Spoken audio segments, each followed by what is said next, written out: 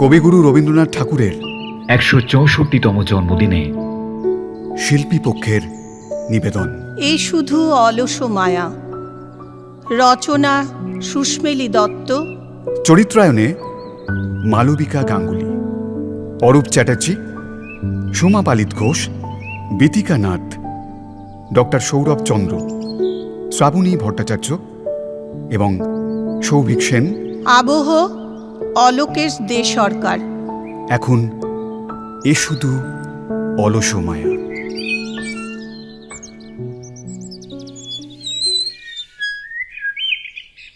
গহন কুসুম কুঞ্জ মাঝে মৃদুলা মধুর বংশী বাজে, বিসরি ত্রাস লোক লাজে, সজনি আওলো গহন কুসুম কুঞ্জ মাঝে।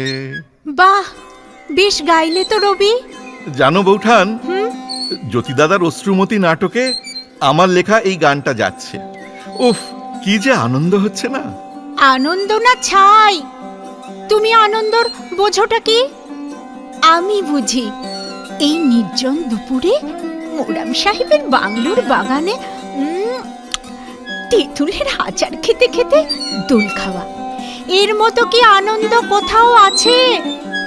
কোথাও না। আহ, কি আরাম। তা বটে, যত রাজ্যের জলের দরে কিনে আনা উমেশ দর্জির সেলাই করা রেশমি ছিট কাপড়গুলো গায়ে চড়িয়ে যা রূপটাও আনিয়েছ, তার থেকে ওই সাদা কালো পেড়ে ঢাকাই শাড়ি পরলে ঢের আরাম পেতে। বোঝো না তো রবি, জানো এই জ্যাকেটের এমব্রয়ডারিটা আমার করা। ভারী তো এমব্রয়ডারি। জ্যোতি দাদাকে যেমন করে দিয়েছ, আমার আজকানে এমনি একটা করে দেখাও তো বুঝি। ইস, কি আবদার।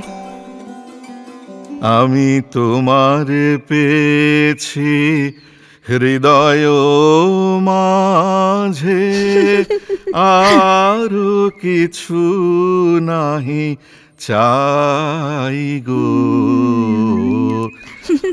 আমার পরানো যাহা চাই তুমি তাই।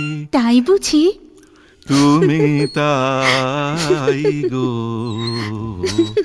আমারও পরানো যাহা চাই।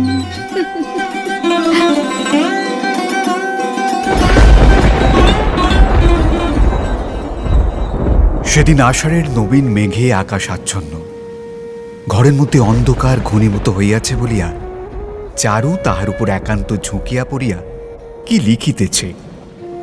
অমূল কখন নিঃশব্দ পদে পশ্চাতে আসিয়া দাঁড়াইল তাহা সে জানিতে পারিল না।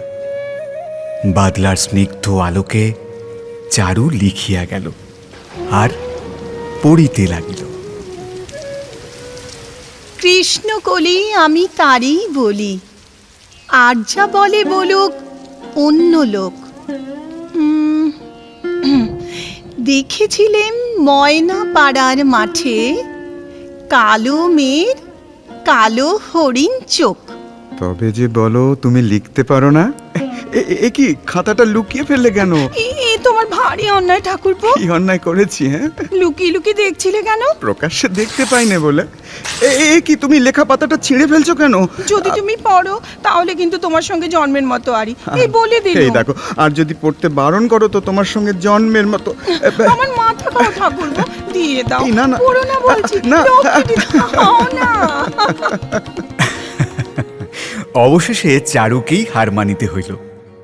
অমল যখন অনেক অনুনয় করিয়া পড়িতে আরম্ভ করিল, তখন লজ্জায় চারুর হাত পা বরফের মতো হিম হইয়া গেল। আসি, পান দিয়ে আসি তো।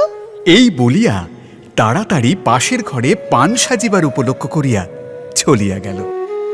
প্রাণ চায় চক্ষু না চায়, মুড়িয়ে কি তোর দুস্তর লজ্জা।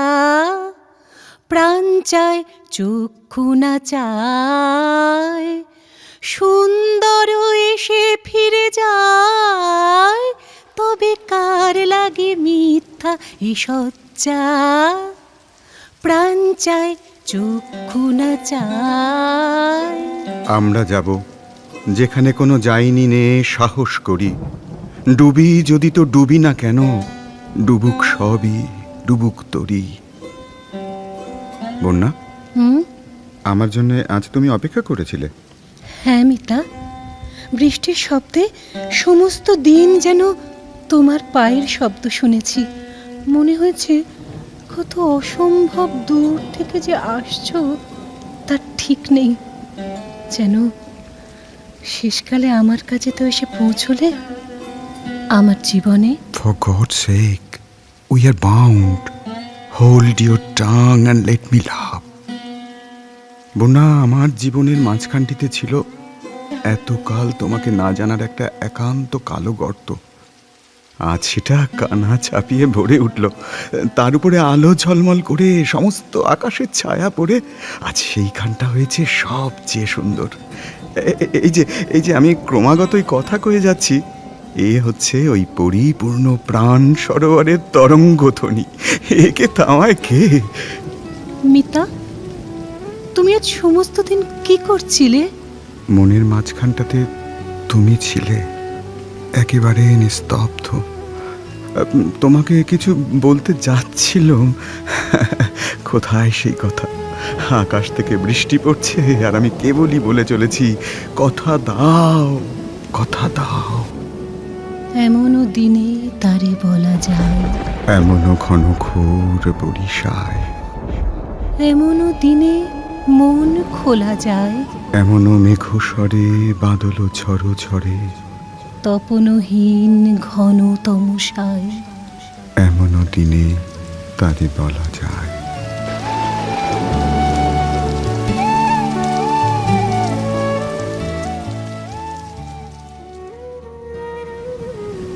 এসো, আজকের এই গগনব্যাপী ঘোর ঘন ঘটাকে নিজের মধ্যে গ্রহণ করো।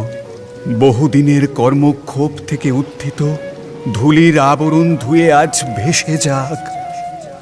পবিত্র হই, স্নিগ্ধ হই। এসো, এসো, তুমি এসো। আমার দিক দিগন্ত পূর্ণ করে তুমি এসো। হে গোপনু, তুমি এসো। প্রান্তরের এই নির্জন অন্ধকারের মধ্য দিয়ে, আকাশের এই নিবিড় বৃষ্টিধারার মধ্য দিয়ে তুমি এসো। এসো এসো আমার ঘরে, এসো আমার ঘরে, বাহির হয়ে এসো, বাহির হয়ে এসো তুমি যে আছো অন্তরে, এসো আমার ঘরে। এসো, এসো নতুন বৌঠান, তুমি এসো, এসো। তোমাকে কেন জানি না ভুলতে পারি না। কি নিজের মানে বিড়বিড় করছেন আপনি? না, ও কিছু নয়। কাছে এসো বউ। না, আপনি আমাকে একা ফেলে চলে গিয়েছিলেন কেন? আচ্ছা বাবা, আর তোমাকে ফেলে কোথাও যাব না, এই কথা দিলুম। তোমায় কিছু দেব বলে চায় যে আমার ধরবেন না আমাকে। মন, নাই বা তোমার ধরতে পারবেন না। থাকলো প্রয়োজন। এভাবে আমাকে আষ্টে পিষ্টে জড়িয়ে ধরছেন কেন? আমার যে ভীষণ লজ্জা করছে। ছেড়ে দিন আমাকে। ছাড়ুন। আমি যে তোমার বিয়ে করা। আরে কোথায় যাচ্ছ? ওই যে চুড়িয়ালি হাঁক পাচ্ছে, আমি যাই। না, যাবে না। যাব না? বেশ, তাহলে আগে কথা দিন আমাকে ছেড়ে আর কোথাও যাবেন না। নাহলে কিন্তু আমি নতুন ঠাকুরের বইয়ের মতো একলা করে আপিল খেয়ে মরবো। ছি ছি, এমন কথা মুখেও এনো না ছোট বউ। কি মনে থাকবে?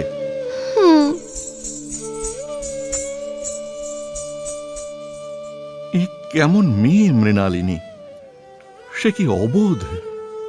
দাম্পত্যের মাধুর্য, নরনারীর সম্পর্ক কিছুই কি সে বোঝে না? এত প্রেম, বর্ষার ঘনঘটা, কবিত্ব, সৃষ্টির মাধুর্য, সব সব সব কিছু যেন এক লহমায় বৃথা মনে হচ্ছে আমার।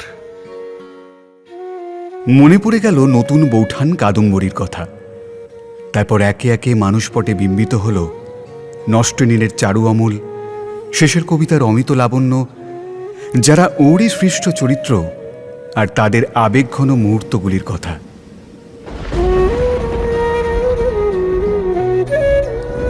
আকাশে মেঘের ঘন ঘটা, বৃষ্টির সুঁতা গন্ধে চতুর্দিক মম করছে, শরীরে উঠছে পুরুষালী আলোড়ন। মনে হচ্ছে যেন শত সহস্র বৃষ্টির ফোঁটা ওকে ভাসিয়ে নিয়ে চলে যাবে সুদূর মহাশূন্যে। অথচ রবি হতাশ। স্বপ্নসুন্দরী বিলেতবালা থেকে শুরু করে কত রূপবতী গুণবতীদের অদৃশ্য হাতছানি উপেক্ষা করেছেন রবি, শুধু কি ওই অবোধ বালিকার সঙ্গ কামনার জন্য? প্রেমের কবিতা, গল্প, উপন্যাস অনেক তো লিখেছেন, কিন্তু সত্যিকারের একটি প্রগাঢ় প্রেমের জন্য, একজন তন্বী শ্যামা শিখর দশনা রক্তমাংসের প্রেমিকার জন্য আর কতদিন কতদিন ওকে আপোষ করতে হবে? আর কতদিন? যে ছিল আমার স্বপ্ন চারিণী, তারে বুঝিতে পারিনি, তারে বুঝিতে পারিনি। দিন চলে গেছে খুঁজিতে খুঁজিতে, ওগো যে ছিল আমার স্বপ্ন চারিণী। সন্ধেবেলায় গলিপথে শব্দ ওঠে, বেলি বেলি চাই, বেলফুল বলে। দাসীরা মালা কিনে এনে বউ মেয়েদের চুলে পরিয়ে দিচ্ছে। আজ সবাই মিলে মৃণালিনীকে সাজানোর তোড়জোড়। তার লম্বা চুলে বিবিয়ানা খোঁপা বেঁধে যত্ন করে বেলফুলের মালা জড়িয়ে দেয় তারা। রবি বাড়ি ফিরছে এতদিন পর। মৃণালিনী স্বামীর ঘরে রাত কাটাবে যে আজ। এ শুধু অলস মায়া, এ শুধু মেঘের খেলা, এ শুধু অলস মায়া। এ শুধু মনের সাধ, বাতাসেতে বিসর্জন। শুধু অলস মায়া, এ শুধু মেঘের খেলা।